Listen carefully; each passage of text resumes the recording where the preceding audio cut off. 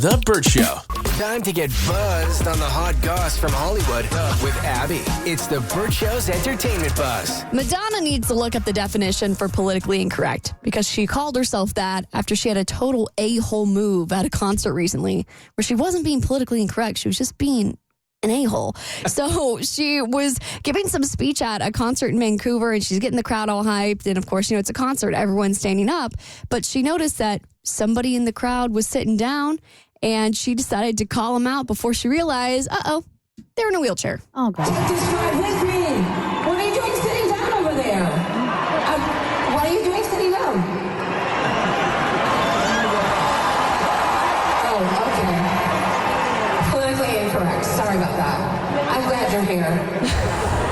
The okay gets me every time. Oh, okay. I mean, that's not politically incorrect. That's just stupidity. At its finest. So I've had this happen to while I was on stage. It wasn't to me. It was a guy I was on the show with, a guy named Big Al in Dallas on Kid Craddock's show. We were on stage doing the same thing, and he was trying to hype the crowd up. Did the exact same thing, front row. Did? Everybody up, everybody up. And the whole front row was dedicated to those in wheelchairs. Yes. But with the lights on in our face, we just couldn't see it. So he's like calling out the entire front row for not standing up. The whole thing, man. Oh, God. It's so uncomfortable when you put your foot in your mouth that way. So over the weekend at my cousin's wedding, all the bridesmaids are in one room, like getting together and getting ready.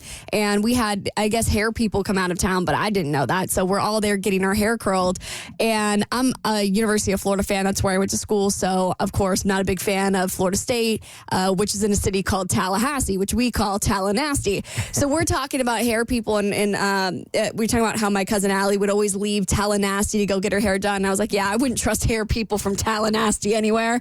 The hair people that were doing ours were from Tallahassee. Hey, and I had to get my hair up next, and I was like, okay, I'm going to go home now. I'm going to go do my own hair. I'm going to go over here now.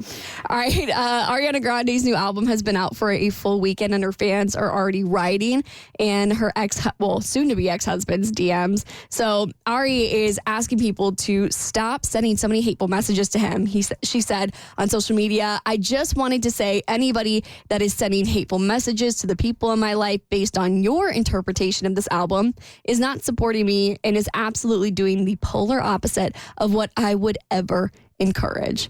I think they're probably pretty fired up about the fact that she hinted at some cheating allegations in this album, but she said in Eternal Sunshine, she's trying to show all sides of love. Showcasing both sides of it is kind of what I tried my very best to balance. And the music is, this feeling can be true and this feeling can also be true simultaneously.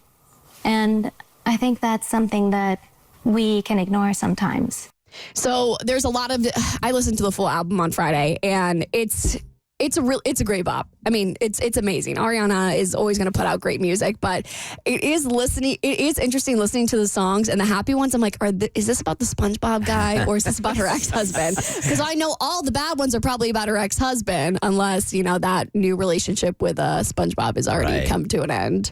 All right, Millie Bobby Brown is getting called out for sounding not British enough, and she's sick of it. So she had an interview where she was confronted with how sometimes her accent sounds American, sometimes it sounds British, and she wants people to give her a break. Let me just speak to that. So, I'm an actor. I grew up in the public eye. I grew up in America. I come to set and I'm an actor and I adapt. And so I want to mimic people. I can't help that when I'm around my fiance or when I'm around people like Jimmy Fallon who have a very American accent, I want to replicate 100%. it. And now I'm in England, I want to replicate that. I don't do it intentional. And I'm sorry if it offends you. Yeah. But listen, I'm trying my best. This is actually something that I have found myself doing because I'm originally from the UK. And so my family's all British. And growing up, I used to get the lecture. It's 13, not 30. You go to the mall, tigers maul you. My mom used to always say that. It drove me nuts. But so what I found myself doing is switching between dialects. If I'm around anyone who's British, it's automatically switched on.